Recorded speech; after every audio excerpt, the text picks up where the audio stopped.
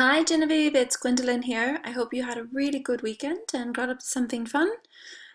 Great to see your next set of essays and also your corrected essays. I had a look through those, they looked really good. Let's go ahead and look at your next set of essays. Here, start with your task 2 on technology. I thought you did a good job here of answering the task response. You've come up with some good ideas and good examples to back up those ideas. Good range of vocabulary, just a few grammatical things, so let's read through it and have a look at those. It is true that technology is evolving over time, and to be human means to be able to adapt to either these or nothing. I would say would be able to adapt to be human means to be able to adapt to technological breakthroughs. I would just take that out. Despite the fact that it enhances, with an S, people's, apostrophe S, possessive, enhances people's intellectual capacity, it, not this, it should be, the correct pronoun there is it, should be used in moderation. This essay will discuss reasons on human adaptation to technology, discuss reasons of human adaptation to technology and the impact on individual intelligence. Maybe some sort of transitional phrase here, to begin with, human beings must get used to the, I don't know about you, I know what you're trying to say, are used to the face of technological change. I would say fact here. I kind of get what you're saying with face, but it doesn't really work. You need some more words and language there. So I would say, to begin with, humans must get used to, maybe even just take all of that out and just say must get used to technological change. For instance, in order for industries and businesses to remain competitive, they should have skills to adopt new technologies, such as incorporating newer and updated machines to meet specific business needs. Likewise, in the medical field, technology plays a significant contribution, no S, to the improved health of the people through the development of biotechnology, and as a result of these brilliant innovations, healthcare practitioners, plural, continue to find ways to improve their practice. In addition, this will encourage and boost the confidence of the people, communities, and firms to innovate and adapt under conditions of change. Yeah, I think this was okay. Normally I would suggest only to keeping to sort of one idea per paragraph as per the course guidelines. I think you managed it okay, but do try to, in the future, stick to sort of one idea and build on that idea with a strong example. But I think this was okay, Genevieve.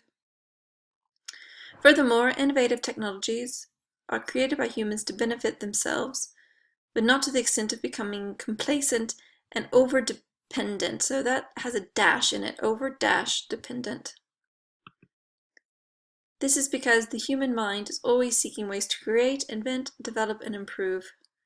For example, by using the search engine on Google, one can easily access information on the web in an instant, although this makes life easier by gaining additional. I would do a full stop here and then start a new sentence. Although this, and no comma there, although this makes life easier by gaining additional knowledge, people should not be over-reliant. So great word, just use a different form of it. L-A-N-T, over-reliant on these technologies. For that reason, it limits the critical thinking of a person. Yeah, I think we can make this sentence a little stronger. To relate back to the task response a little bit more. People should not become over-reliant on these technologies.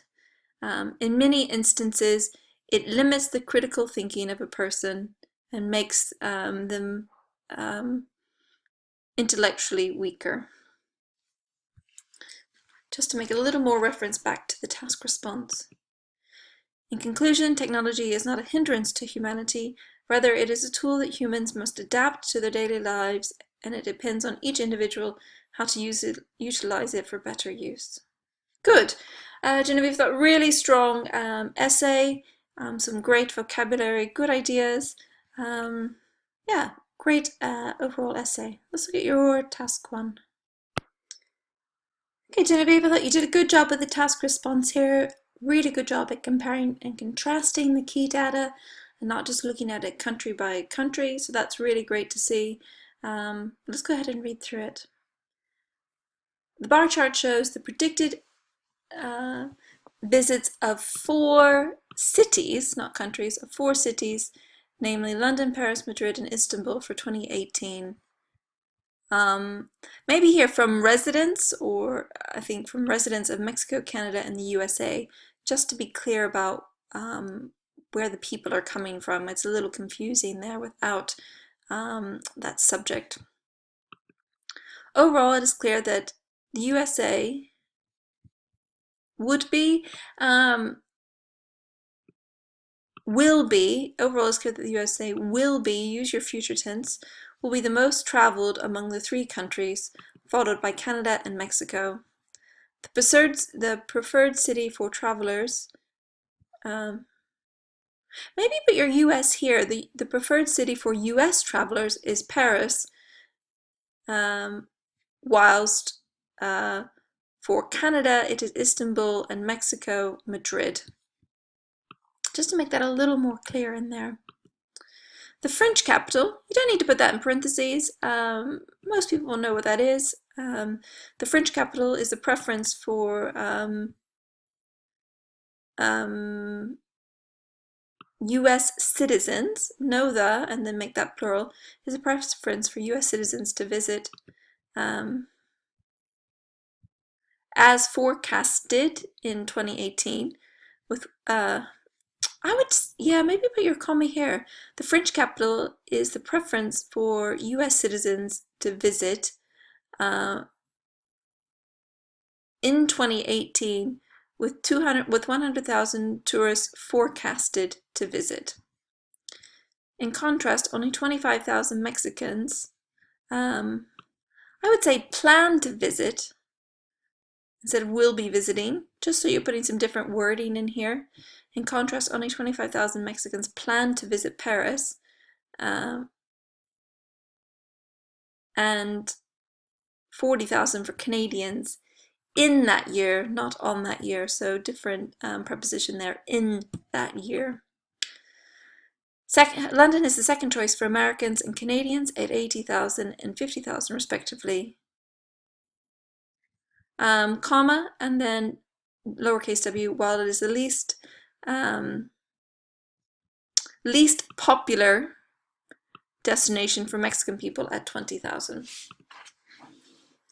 It is estimated, good word there, that Istanbul is probably the most visited countries. So these are cities, and that should have been given in the title so that you know that it is city visits in the title of the chart. So even if you didn't know that Istanbul was a city, you should have gotten that from the chart title. It is estimated that Istanbul will probably be the most visited city for Canadians at 70,000. And then here you need a semicolon before you go into however. However, it is the least. However, it will receive the least number of tourists for Americans. However, it will receive the least number of American tourists at 60,000, and for Mexicans at only 20,000.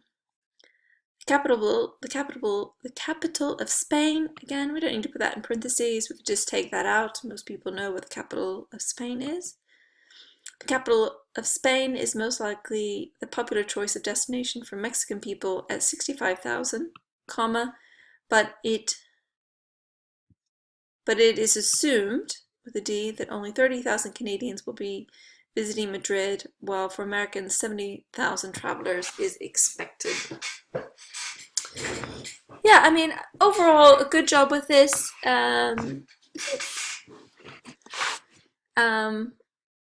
Great job in comparing and contrasting. Maybe just some of the language in there could have been a little more varied, just to up your lexical resource score. So that's what I was trying to do in a couple of places there. So yeah, good job with that. I mean, this is underlined as misspelled, but if you're writing for a UK perspective, it's spelled correctly, so that is fine. Yeah, overall, good essay, Genevieve. But both these essays were pretty good. So as before, add any mistakes to your error list. Correct these two essays with the suggestions given. Go ahead and watch the next set of podcasts if there are any, and then write your last set of essays and get those back to me as soon as you can for checking. All right, Genevieve, have a great week, and I look forward to seeing your next essay soon. Bye for now.